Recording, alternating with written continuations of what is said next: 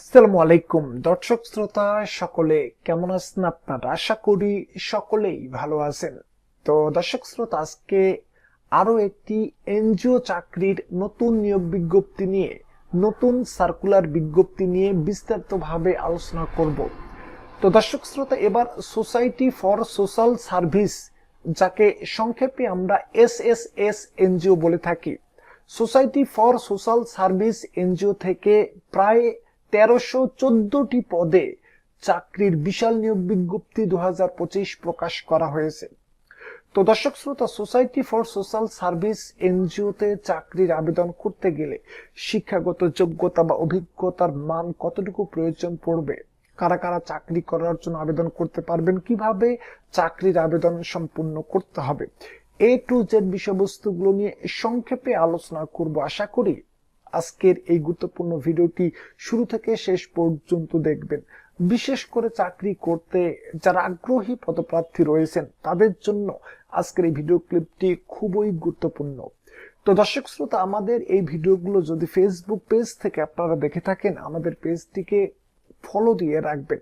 আর যদি YouTube channel থেকে ভিডিওগুলো দেখে থাকেন, আমাদের চ্যানেলটিকে সাবস্ক্রাইব করে পাশে থাকা বেল বাটনটি অন করে রাখবেন, যাতে পরবর্তী ভিডিও নোটিফিকেশন গুলো কোনো ক্রমেই মিস না হয়ে যায়।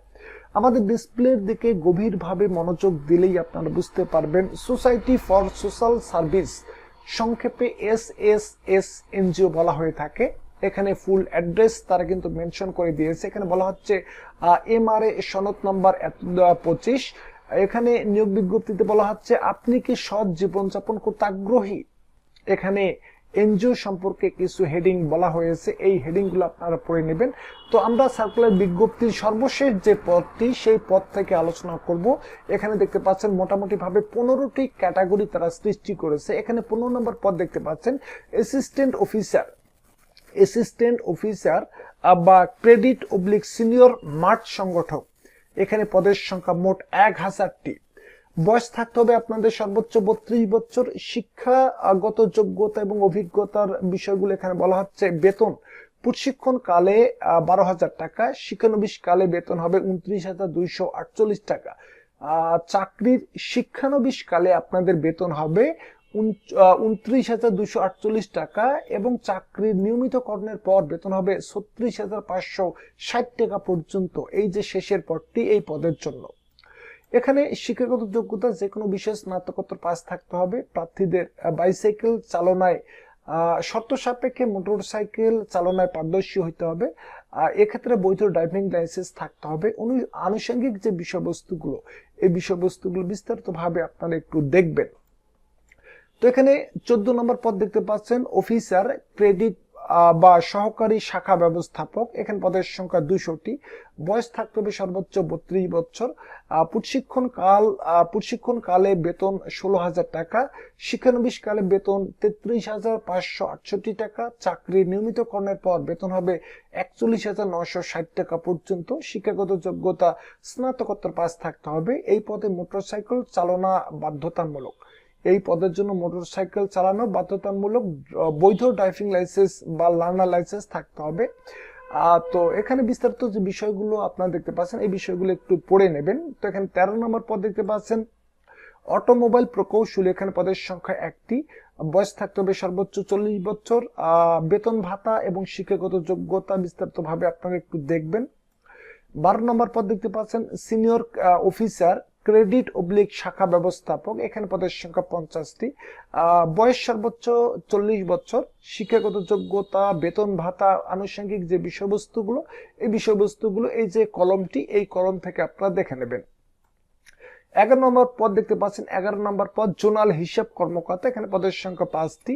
এখানে শিক্ষানবিশ কালে বেতন ভাতা এবং নিয়মিতকরণের পর বেতন ভাতা, শিক্ষাগত যোগ্যতা, অল এভরিথিং বিষয়গুলো আপনারা দেখে নেবেন। 10 নম্বর পদ দেখতে পাচ্ছেন অডিট কর্মকর্তা। এখানে পদের সংখ্যা 20টি।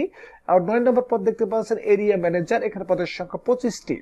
এখানে বেতন ভাতা, শিক্ষাগত যোগ্যতা, আনুষঙ্গিক বিষয়বস্তুগুলো আপনারা একটু দেখবেন। 8 নম্বর পদ জোনাল ম্যানেজার, 7 নম্বর পদ নির্মাণ প্রকৌশলী। এখানে পদের সংখ্যা 5টি, জোনাল ম্যানেজার হিসেবে 5টি পদ, নির্মাণ প্রকৌশলী 1টি পদ। শিক্ষাগত যোগ্যতা এবং বেতন ভাতা আপনারা একটু দেখবেন। 6 নম্বর পদ স্বাস্থ্য সমন্বয়কারী, পদের সংখ্যা 1টি। 5 নম্বর পদ ডাটা অ্যানালিস্ট, এখানে পদের সংখ্যা 1টি। 4 নম্বর পদ head of IT innovation and technology, এখানে পদের সংখ্যা 1টি। আর 3 নম্বর পদ head of core software operation, এখানে পদের সংখ্যা 1টি। এখানে 2 নম্বর পদে দেখতে পাচ্ছেন প্রশাসক হাসপাতাল, এখানে পদের সংখ্যা 1টি। 1 নম্বর পদ সহকারী পরিচালক অর্থ ও হিসাব ভ্যাট ও ট্যাক্স, এখানে পদের সংখ্যা 1টি। এবং বয়স কত হবে, এই বয়সের অনুপাতগুলো আপনারা একটু দেখে নেবেন সার্কুলার বিজ্ঞপ্তিটি থেকে। এবং শিক্ষাগত যোগ্যতা, বেতন ভাতা কতটুকু প্রাপ্য হবেন, এই বিষয়গুলো বিস্তারিতভাবে আপনারা একটু দেখবেন। তো আমরা সার্কুলারের সর্বশেষ যে অংশটুকু সেই অংশে চলে যাচ্ছে। এখানে অন্যান্য সুযোগ সুবিধা এবং শর্তাবলীগুলোর মধ্যে রয়েছে সকল পদে শিক্ষানবিশকাল 6 মাস, আর সকল পদের জন্য শিক্ষানবিশকাল 6 মাস। নিয়োগপ্রাপ্ত প্রার্থীগণ সংস্থার চাকরি বিধি অনুযায়ী 10% কন্ট্রিবিউটরি প্রভিডেন্ট ফান্ড, বিনিয়োগের জন্য পেনশন, প্রতি বছরের জন্য একটি হিসাবে সর্বোচ্চ 5টি গ্র্যাচুইটি, প্রতি বছর 30 দিন সংস্থার নিকট বিক্রয়যোগ্য অর্জিত ছুটি, মূল বেতনের সমপরিমাণ 2টি উৎসব বোনাস, মূল বেতনের সমপরিমাণ 2টি উৎসাহ বোনাস। এখানে বলা হচ্ছে বার্ষিক ইনক্রিমেন্ট, প্রযোজ্য ক্ষেত্রে টিএ দিয়ে লাঞ্চ পাতা। এখানে আনুষঙ্গিক যে সুযোগ সুবিধাগুলো, সেই সুযোগ সুবিধাগুলোর কথা এখানে কিন্তু বিস্তারিতভাবে বলা হয়েছে। তো এখানে আবেদন পাঠানোর ঠিকানা দেখতে পাচ্ছেন, আবেদনপত্র প্রেরণ করার ঠিকানা এখানে বলা হচ্ছে উপনির্বাহী পরিচালক society for social service SSS ভবন ফাউন্ডেশন অফিস, ময়মনসিংহ রোড আর টাঙ্গাইল, এই ঠিকানায় আপনারা আবেদন পাঠাবেন। আবেদন পাঠানোর সময়সীমা এখানে বলা হচ্ছে 26/1/2026 তারিখে আবেদন পাঠানোর শেষ তারিখ। এই তারিখের মধ্যে আপনাদের আবেদনটি আপনারা সাবমিট করবেন বা পাঠিয়ে দেবেন। তো এখানে আরো আনুষঙ্গিক বিষয়গুলো বলা হয়েছে। এখানে বিজ্ঞপ্তিটি প্রকাশ করা হয়েছে দৈনিক প্রথম আলো পত্রিকায় 26শে ডিসেম্বর 2025 তারিখে বিজ্ঞপ্তিটি প্রকাশ করা হয়েছে। তাছাড়া এই বিজ্ঞপ্তি সম্পর্কে আরো যদি আনুষঙ্গিক বিষয়গুলো আপনারা জানতে চান, সেক্ষেত্রে এই যে লিঙ্কটি, এই লিঙ্কে আপনাদেরকে ভিজিট করতে হবে।